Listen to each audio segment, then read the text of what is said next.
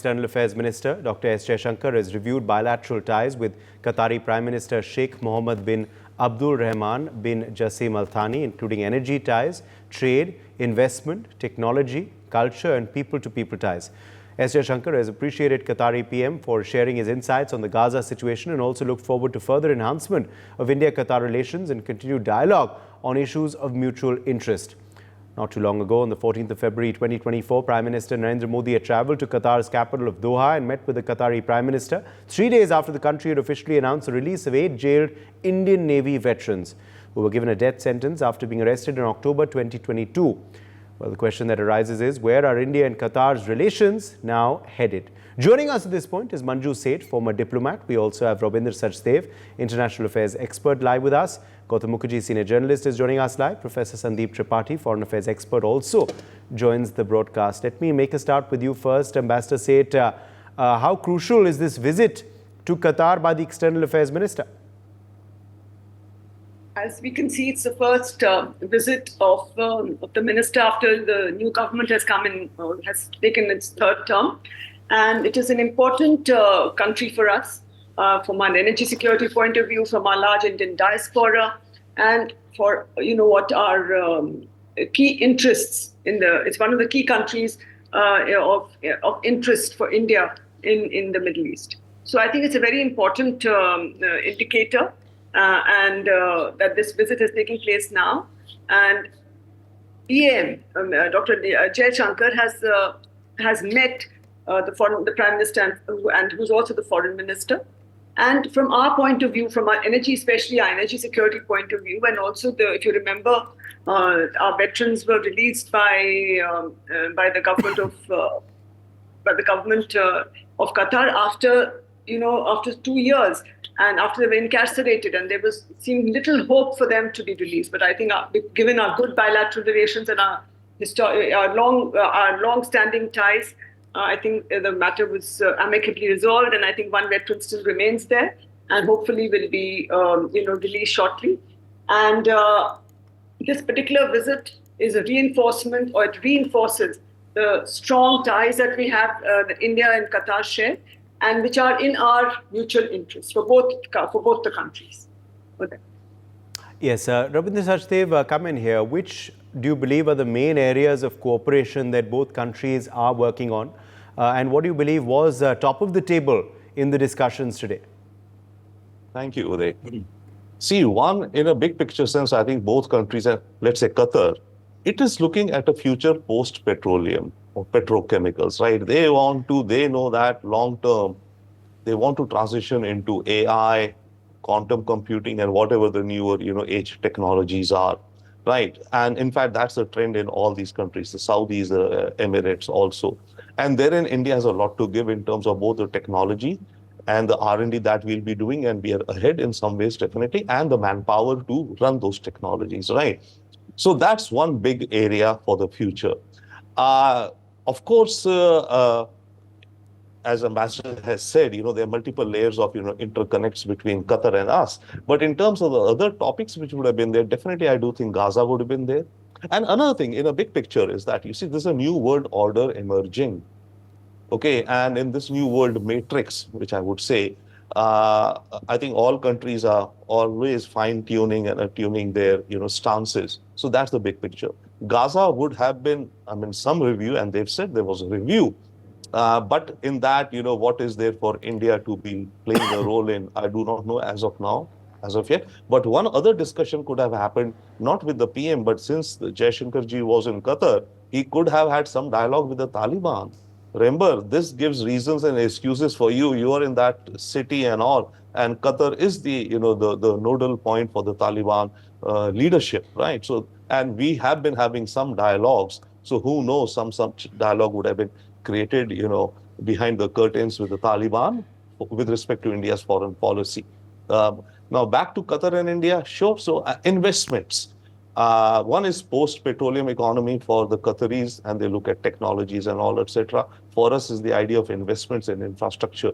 We've established, I think, a joint task force on investments just 3 weeks ago or this month itself. And I think it's the first time such a task force has been set up for investments targeted. So there'll be focused discussions on maybe, large scale or from the sovereign fund of the Qataris, investments in some of India's largest infrastructure projects, some big ones. And the fact is that the government is now fresh out of an election in India. So that would very much be it, that, political stability the next 5 years, all continuity. Now is the time for you to invest big capital into India, which is a low risk for you. So I think these would have been some of the, and lastly, one more, I do not know, but need to check out the India-Middle East corridor. Therein, again, you see, in terms of funding, I mean, funds for any project will come from anywhere, etc. So, and we are part of the consortium of the IMEI. So it is incumbent upon us also to explore ways of, getting the funds. Though I think our responsibility is more the engineering and, the talent, the skilled manpower in this whole India, Middle East, European corridor. That's our component. The monies are the Saudis and the Americans other technologies. But still, you see, any large project, any mega project in the world today requires and brings in a host of different investors. Yes, let me in fact also take that across to Gautam Mukherjee on on these areas of cooperation. Gautam, we have of course been working very, very closely with the Qataris. Prime Minister Modi himself was in Qatar earlier this year, and now with this visit by the Foreign Affairs Minister, where are Qatar and India ties headed post this trip? Well, I think a crucial area of immediate and first concern is the fact that we import a lot of liquid petroleum gas from them, LPG, and we now have a long-term contract with them for LPG. In addition, I agree with Mr. Sajdev that we will be looking for Qatari investment into India's infrastructure and manufacturing. And Qataris in turn will no doubt also be looking for new avenues beyond what they have been doing. The investments in Europe and America are somewhat saturated and are not likely to yield as much as all that going forward, whereas India is growing at a steady 7% odd and is expected to do so for many years to come. We are also soon going to be the third largest economy, and this is an opportunity that amongst many other countries, the Qataris would not like to miss. The last item, I think, where there is room for development is in defense. They host the Americans in Doha. They have a large contingent of Rafales, and it is possible that they will want to boost their acquisitions with some of India's missiles as well as fighter aircraft and helicopters, where we are very competitive. And it would mean diversification from the Qataris from purely US and European-based acquisition. So yes, there is a lot of room. If there was recent friction, this business of trapping the Navy people, it was probably instigated. There are rumors that it was instigated by Pakistan as usual, in cahoots with one or two of the other Middle Eastern countries. So, that may be a thing of the past now that we're moving forward into our third term. For that. All right. Let me, in fact, also rope in Professor Sandeep Tripathi is also joining us now. Professor Tripathi, of course, we have seen, the big development, of course, that happened earlier this year with Qatar, of course, of agreeing to release those prisoners who were, of course, of Indian descent and on their soil. Do you believe that was a big fillip to our ties and, the investment that we've made in India-Qatari relations over the last few years? Thank you for having me. Yes, you are right in that sense that in the month of Feb, just we remember that in 14 or 15 month, our Prime Minister had visited Qatar, and there was lots of discussion among the diplomatic communities. What will happen? A country like Qatar, which will have a very historic and cultural linkages with the Qatar. So New Delhi and Qatar relations has been very historical and cultural, but the issue was our former naval Navy officers. They were sentenced. They were sentenced to death. So that was a diplomatic coup, and there was lots of discussion on that point. But the way Qatar has released all 8 prisoners, so that was a matter of a diplomatic success. And we should also think that after 4 months, in his second term, S. Jaishankar as a foreign minister, his visit is historic in that sense. I would like to mention the 2 points. One is to renew its bilateral relations with the Qatar. When we talk about the renewal means that let's talk about the technology, let's talk about the people-to-people interactions, let's talk about our energy relations. We should know that India is the 3rd largest energy consumer. And in that backdrop, Qatar now exports India 48% LNG, liquefied natural gas. So in that backdrop, Qatar plays a very important role in India's energy ecosystem. So I think when we talk about the renewal or bilateral relations, so energy relations as well as our diplomatic success, the kind of we had one last 4 months before. So I think this visit becomes so crucial to renew and to boost bilateral relations with the Qatar. Yes. Let me, in fact, ask you, though, Professor Tripathi, then, do you believe this visit also is very crucial then? The fact that External Affairs Minister has embarked on this visit, perhaps his first since the Modi 3.0 term. What do you, I think, beg your pardon, he had gone to Sri Lanka, but one of the first, of course, since taking over, in this 3.0 term. What does that say of India-Qatar relations? See, I think, of course, it plays a very important role when we see this after Sri Lanka, this visit out as a foreign minister, Dr. S. Jaishankar. But in terms of the chronological order, we have to see the role of Middle East in India's foreign policy calculations. In the entire Middle East, Qatar now occupies a very crucial strategic role in India's strategic calculations. In that sense, when at a time when the Gaza conflict is going on, right, and India's position has been discussed among the diplomatic communities about the India's stand, whether it was a Ukraine war or Israel-Gaza conflict. So our stand has been very constructive and very problem-solving. India's stand has been problem-solving, and Qatar looks India as a country of the problem-solving. We are not in other countries.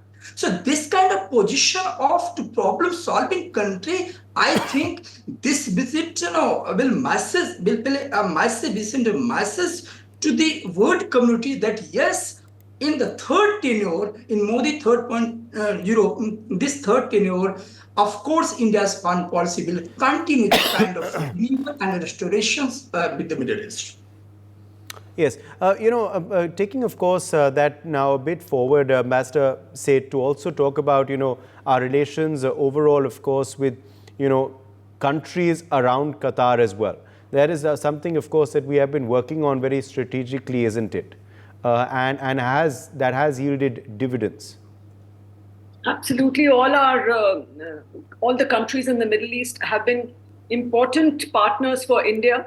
And throughout, if you look at all our interaction with Saudi Arabia, with the UAE, with Qatar, with all the countries, it has been a kind of planned effort, coordinated effort to ensure our energy needs, of course, but also to ensure, the people-to-people aspect is also very important. We have a huge diaspora in all these countries.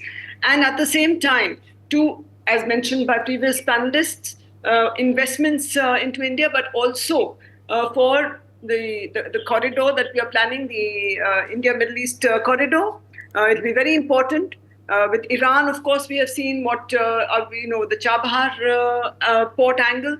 With every country, we've had a very special, partnership, should I say. And that has evolved over the years. Earlier, it used to be always be, we would always be sort of, should I say, twinned with Pakistan. And every time our interests were always, not heard. But I think in our strategy of interacting with each of the countries in the Middle East has paid dividends, and each of them has understood what the real situation is, where India is, and how India can be a partner for their development also, and it'll be a mutually beneficial partnership with each of these countries. It's quite interesting that Saudi Arabia itself, which was very, very unsupportive, should I say, of India's views in the past, has also changed its attitude and has been very supportive of India in other multilateral sort of fora also. And we can see that change has happened, and India and the Middle East overall, with each of these countries, our relationships and our partnerships have only grown. And including in with our technology, they want to benefit through the UPI, through other technology. AI is coming, as mentioned. All these technologies are evolving so rapidly that nobody wants to be left behind. And I think India has been forthcoming in sharing our expertise in our developmental whatever we have sort of got, whatever expertise we are in we've always wanted to share, and we have been moving with that in that direction.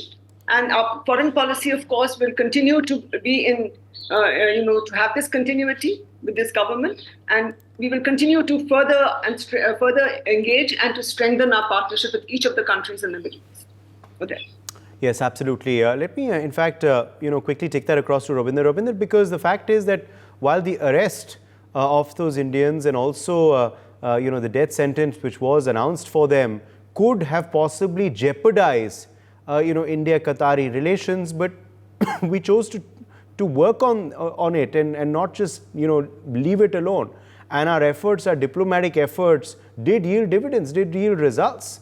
So it says a lot, of course, about our diplomacy and the effort put in to this relationship over the last 2 years in particular, and before that too, of course. Yeah, absolutely. It's a testimonial to our, I think, mature, savvy duck diplomacy, as I say. On the surface, the duck looks very calm and serene, but under the waters, it's paddling like hell. Okay. That said, but you see, our diplomacy can achieve things because of the leverages we could be having. Qatar must have seen something in us that it kind of, agreed to a deal. Nobody's going to agree to a deal unless, they see they're getting something out of it in the long term or the short term. So definitely, yes, it's a combination of our savvy diplomacy and India's strategic growth and the momentum of the nation, right? Another thing very important for Qatar, by the way, is that, you see, it's the world's largest or one of the world's largest exporters of LNG gas. LNG gas is transported via tankers, super tankers. Super tankers go through shipping lanes, safety and security of shipping lanes. India and Indian Navy is playing an increasing role in the safety of maritime waters and freedom of navigation, right? So for Qatar, all their exports which is going out, coming out of those straits is coming towards, let's say, the Arabian Sea and this part of the Indian Ocean. And given the various, dangers in the seas as of today, India's influence and abilities and effectiveness in the maritime areas is definitely also a source of comfort and help needed. And I would think that this would have been definitely a topic of discussion between Minister Jaishankar and the Qatari PM. Big picture approaches, and maybe we were talking about defense, so maybe some joint exercises of the navies kind of a thing. Yeah, sure, Air Force and all. But so something on the maritime component would definitely happen. And one more thing, overall, I would say, Qatar is become, let's say, over the years, a very smart player. In fact, of all the nations across the world who've, I think, grown their diplomatic clout, it has been Qatar. It has come across as a power broker. right? It has been brokering deals with Taliban for the US in Afghanistan. It has been brokering the Gaza conflict. It has been brokering with Iran regarding the release of some American 5 or 6 in exchange of freeing up Iranian funds which are blocked in South Korea. So Qatar is a very, one could say a very important and a very key player. Whatever it plays is small in size, but apart from that, it has the money. Yes, it has big money, but it has smart diplomatic moves it's making. Its positioning also with respect to Turkey and with respect to Saudi. Remember, there was a time when the entire GCC and the Saudi countries were boycotting Qatar, right? They had, in fact, formed a blockade against Qatar, but they came around. So Qatar has created and carved a niche, a very smart niche for itself in this region. So as a regional player, whatever it be for brokering deals, that is another, I think, synergy with India that we could look at sometime, like in terms of creating peace frameworks or arranging some peace deals in the long term between Qatar and India. Both can bring something to the table. Across to Gautam Mukherjee as well. Gautam Mukherjee, on your closing comment now on where the relations head post this visit, where you would want a deepening of further ties and where perhaps India can derive a strategic advantage as well. Well, I think Qatar, if it wants to de-radicalize its politics, to a certain extent, it's been backing Gaza. It's been a bridgehead for the Taliban. It is, not as prickly as before, but somewhat prickly with some of the other GCC countries.